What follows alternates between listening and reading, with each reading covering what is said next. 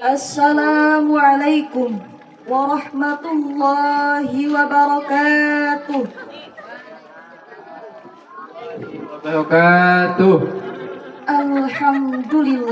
Alhamdulillahi rabbil alamin wal aqibatu lil muttaqin wala udwana illa 'alal zalimin. Wassalatu wassalamu ala sayyidina Muhammadin wa ala alihi wa sahbihi ajmain, amma ba'd. Faqad qala Allah ta'ala fi ayatil Qur'anil Karim wa huwa asdaqul qailin. A'udzu billahi minasy syaithanir rajim. Bismillahirrahmanirrahim. Wa'tasimu bihablillahi jami'an wa la tafarraqu. Al-ayah. Wa qala nabiyyuna Muhammad sallallahu alaihi wasallam, al-jama'atu rahmatun wal firqatu 'adzabun. Al-hadis. Sadaqallahul azim wa sadaqa rasuluhun nabiyyul karim wa nahnu ala dzalika minasy syahidin wasyakirin walhamdulillahi rabbil alamin. Hadratul muhtaramin, terkhususkan pimpinan Pondok Pesantren Ar-Ribatiyah Nurul Hidayah Pasir Girang beserta keluarga besarnya pada kesempatan kali ini dan seterusnya ditambah-tambah kemuliaannya oleh Allah Subhanahu wa taala. Dipanjangkan umurnya dan diberikan kemenangan dalam setiap langkah menuju menegakkan kalimah thayyibah lafaz la ilaha illallah, amin ya rabbal alamin. Yang terhormat Dewan Hakim Dewan Jui, ibu-ibu, bapak-bapak, dan tak lupa pula kepada santriawan dan santriawati, mudah-mudahan pada kesempatan kali ini dan seterusnya Allah menerangkan hati kita dengan keimanan dan ketakwaan sampai nafas terakhir. Amin ya rabbal alamin. Di awal kata pembuka bahasa, tiada kata yang paling indah dan megah dari untayan syair sang pujangga, tiada senandung lagu yang lebih merdu, tiada suara selembut sutra selain mengucap puja kepada Allah yang Maha Kuasa, puji kepada Allah yang Maha Suci, serta syukur kepada Allah yang Maha Ghafur. Karena atas limpahan rahmat karunia-Nya lah kita bisa berkumpul dalam acara milad Pondok Pesantren Ar-Ribatiyah Nurul Hidayah Pasir Girang ini. Salawat berbingkaikan salam semoga selalu tercurah limpahkan kepada Habib tertinggi kekasih ilahi, pemimpin reformasi Islam sedunia, beliaulah Habibana wa syafi'ana wa maulana Muhammad sallallahu alaihi wasallam. Tak lupa pula kepada keluarganya, para sahabatnya, dan kita selaku umatnya ila yaumil qiyamah, amin ya rabbal alamin. Hadirin rahimakumullah, berdirinya saya di sini akan membawakan sebuah pidato yang berjudul Merawat Keberagaman dalam Konsep Islamiyah. Hadirin rahimakumullah, persatuan dan kesatuan adalah tiang penyangga suatu negara. Kemajuan dan kemunduran suatu negara itu ditentukan oleh persatuan dan kesatuan bangsanya. Bangsa yang makmur adalah bangsa yang bersatu. Bangsa yang hancur adalah bangsa yang berseteru. Demikianlah proklamator Insinyur Soekarno berkata, ungkapan tersebut menggambarkan betapa pentingnya menjaga persatuan dan kesatuan. Sebab nuansa perbedaan yang muncul dari keberagaman tidak akan mustahil akan membawa pemicu lahirnya fanatisme buta, persaingan yang tidak sehat, permusuhan, perselisihan yang merumpuhkan persatuan dan kesatuan, dan tidak akan mustahil akan membawa malapetaka kehancuran bagi bangsa yang kita banggakan ini. Oleh karena itu hadirin, marilah kita samakan langkah, satukan perfesi, berdiri sama tinggi, duduk sama rendah. Perbedaan jangan sampai melahirkan perpecahan, tapi dengan adanya perbedaan kita harus saling melengkapi dan menghargai.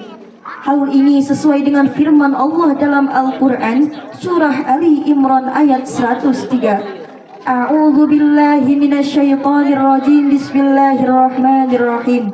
Wa'tasimu bihablillahi jami'an wa la tafarraqu, yang artinya, dan berpegang teguhlah kamu semua pada agama Allah dan janganlah kamu bercerai-berai.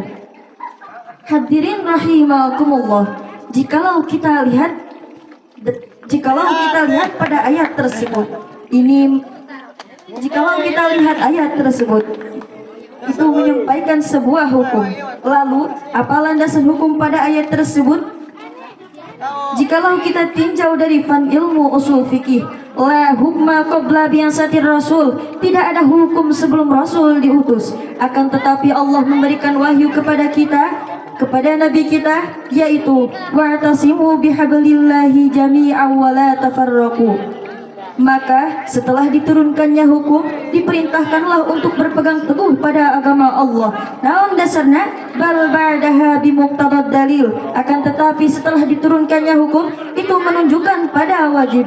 Al aslu fil amri lil wujub. Pada dasarnya perintah itu menunjukkan pada wajib. Dan jikalau kita tinjau dari fan ilmu bayan, lafaz i'tasamu itu termasuk pada tarsyah, yang mana yajuzu ayyakuna baqiyan ala haqiqatihi tabi'an lil isti'arah, yang artinya suatu lafaz bisa dikatakan tarsyah apabila syarat isti'arah itu terpenuhi, yang mana maksud tujuannya la yuqsadu bihi illa taqwiyatuha, tidak semata-mata Allah memberikan perintah kepada manusia agar kita berpegang teguh pada agama Allah. Dan jikalau kita artikan lafaz i'tasamu menurut ilmu ma'ani, ini termasuk pada musnad, yang mana kalimat tersebut dicetak dari kalimat fi'il, yang mana nuktah ataupun rahasianya itu mengajarkan pada waktu atau generasi yang baru, sebagaimana dalam kitab Jauhar Maknun karangan Syekh Abdurrahman bin Muhammad Al-Akhdari mengatakan, wa kaunuhu fi'lan fali taqidi bil waqti ma ifadati tajdidi, yang artinya mulai jam ini, detik ini, mulai jam ini, menit ini, bahkan detik ini, kita harus berpegang teguh pada agama Allah. Agar supaya apa? Agar supaya zaman yang rusak ini, yang menyebabkan kita berpecah belah, bisa disatukan dengan bersama. Hadirin rahimakumullah. Negara Indonesia merupakan negara yang penuh dengan keberagaman, terdiri dari keberagaman suku, adat istiadat, agama, dan berbagai bentuk macam kepala tentunya. Melihat dari keberagaman tersebut, ini menjadikan negeri Indonesia yang cantik, yang unik, cantik, dan tak ubahnya bagaikan pelangi yang terpampang di kala hujan dan panas bersamaan datang.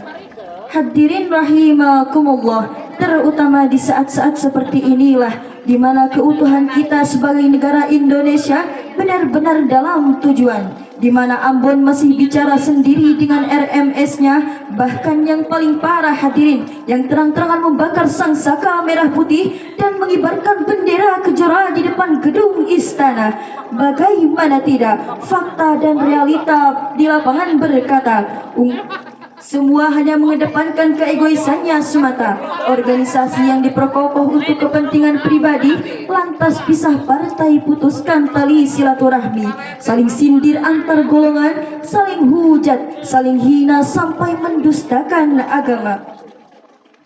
Lalu pertanyaannya hadirin, apakah kita rela bangsa yang besar, bangsa yang dibangun dengan susah payah, dengan untayan air mata, bahkan ribuan mayat syuhada harus porak-poranda hanya karena kepentingannya semata? Untuk itu, marilah kita bersama-sama untuk mencintai tanah air kita. Jikalau sifat tersebut diaplikasikan, maka negeri Indonesia akan bangkit dan maju. Karena sabda Rasul, al-jama'atu rahmatun wal firqatu adzabun. Bersatu adalah rahmat dan bercerai-berai adalah siksa. Dengan demikian hadirin, dapat saya ambil kesimpulan bahwasannya untuk membangun tanah air kita yang saat ini, mutlaknya kita harus bersatu padu. Apapun bendera kita, warna kulit, adat istiadat, suku, agama, untuk membina persatuan dan kesatuan yang saat ini mulai pudar, maka langkah awalnya kita harus saling menghormati dan menghargai, dan menanamkan nilai-nilai persaudaraan di antara sesama kita. Mungkin hanya ini yang dapat saya sampaikan, kurang dan lebihnya mohon dimaafkan. Billahi taufiq wal hidayah. ثم السلام. السلام عليكم ورحمة الله وبركاته.